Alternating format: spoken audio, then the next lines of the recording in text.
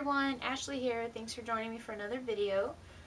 Where I live, we have hit a cold snap and it's really starting to feel like winter, so I was inspired to do yet another Christmas card. I got one of the ideas for this card out of the Paper Crafts November-December 2010 issue. Really good idea on how to make a tree, and I'll talk more and show you that in a second. But let me go ahead and start out with the base of the card and give you the measurements, and of course all measurements will be posted on my blog. I have a standard A2 size, which is 8.5 by 5.5 inches. To work on the tree, I cut out a triangle, and it doesn't really matter what size triangle, and I had a really hard time trying to figure out how to cut this because I just cut it with my trimmer. What I did was I had a piece of rectangle white cardstock, and I just took it on my cutting board and I cut it in half, and then I took and I lined it up on my grid mat and got it to where I liked the triangle, and then used a ruler and a pencil to draw a straight line, and then I cut it again with my cutting board. Any way that you can get it, even the Cricut would be great. I just didn't feel like pulling the Cricut mat and all that out. And then I just cut a little 1/2 inch by 1 inch piece of brown cardstock, and that's going to be for my little tree trunk. So let me put that to the side, and let me go ahead and score this in half, and then I'll get the scoreboard out of the way. Okay. This is a super easy card to do. Really love the colors and everything, and you wouldn't think black for a Christmas card, but it really does work well. Also, I don't know if you can tell this or not, but I have a piece of just it's not really acetate, but it's plastic that I got from Oriental Trading, and that's just to help protect my craft mat, because I am going to be using some Tim Holtz Distress ink, and I'll show you that in a second as well. Okay, so what I'm going to do first is put my little tree together. So what I have here is a piece of patterned paper that is from the 8x8 Cosmo Cricut Get Happy Pad. Really some cute papers, and you wouldn't really think this was Christmas, but it works really great for this idea.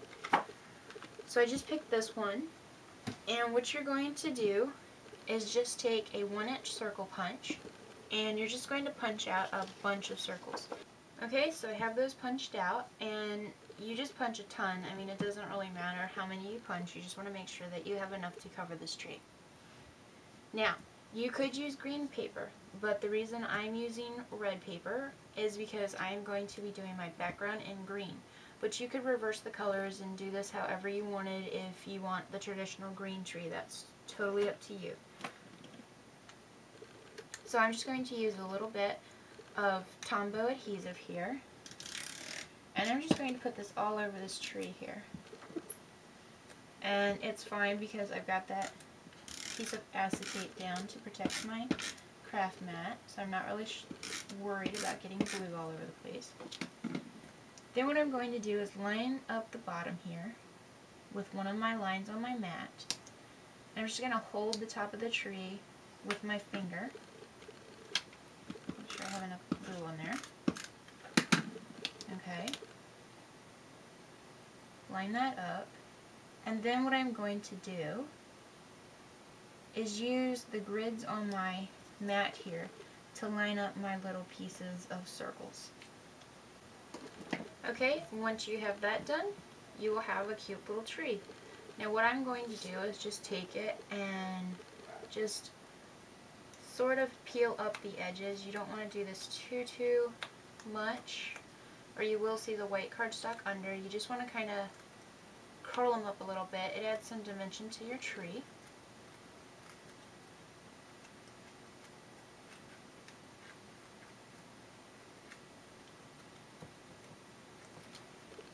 Okay, you can also just kind of sit it down and hold your finger under the circles at the bottom and just kind of flick it up a little bit.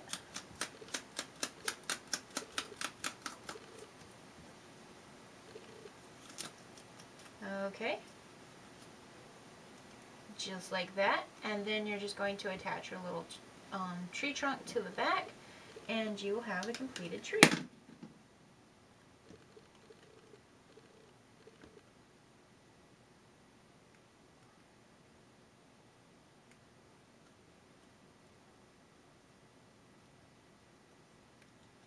Okay, there's your little tree, and what I'm going to do is just set that to the side. No, actually, I'm not. Strike that. I am going to add stickles to the edges and icicle. But you can use any kind that you want. I even sometimes just use the kids craft foam glitter glue. It's really, really cheap, but I wanted kind of a thicker glitter on this. So what I'm going to do is just put this on the very edge of the circles. It just kind of gives the appearance of snow and looks really good. Ooh, that's a little too thick.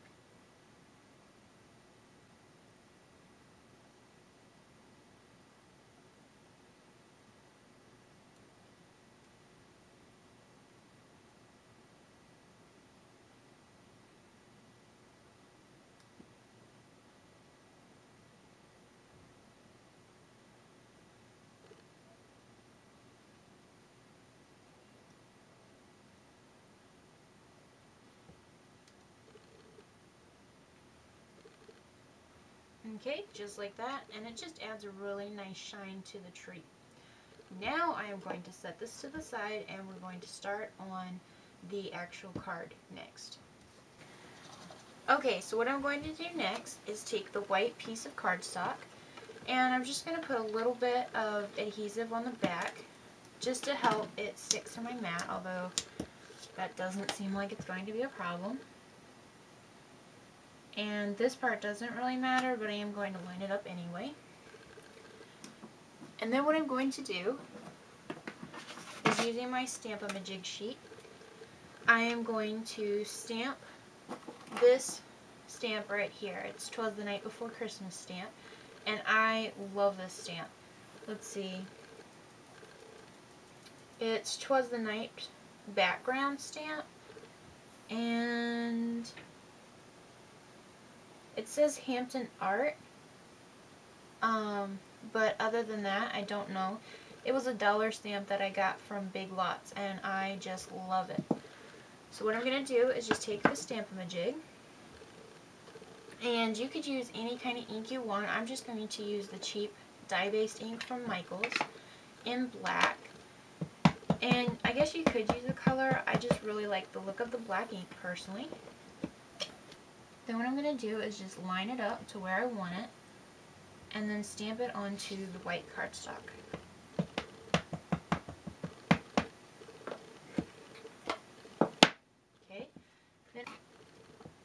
Then I'm just going to line up the edge, and it does not have to be perfect. It can overlap a little bit.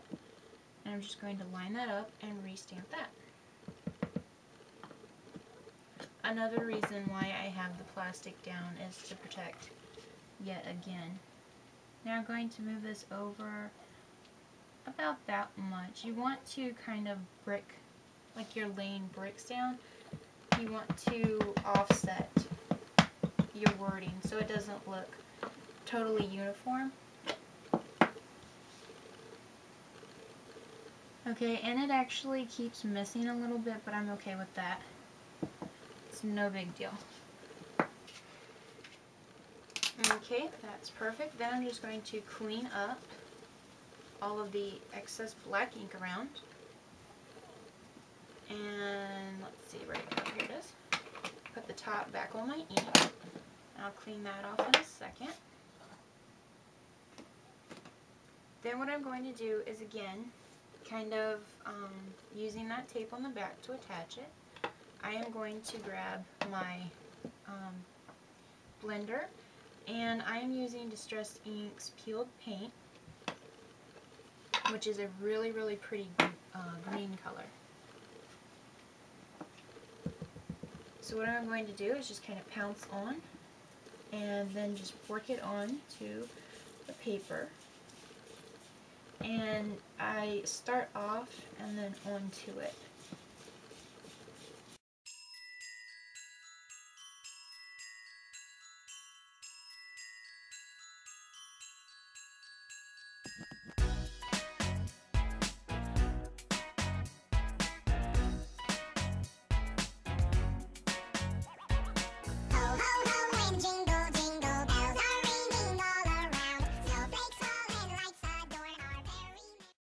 So that there's done. Move that off to the side. Clean up my plastic here. Now what I'm going to do is start to attach this. And one thing I'm going to do is, I've already added my tape. I'm just going to peel the top piece only right this second. I sometimes have a hard time trying to get paper on straight. So what I'm going to do is just take it and go ahead and line it up where it looks nice and straight, and then just kind of put a little pressure and then go ahead and attach it down to the top. And then I'm just going to come back and peel up my tape.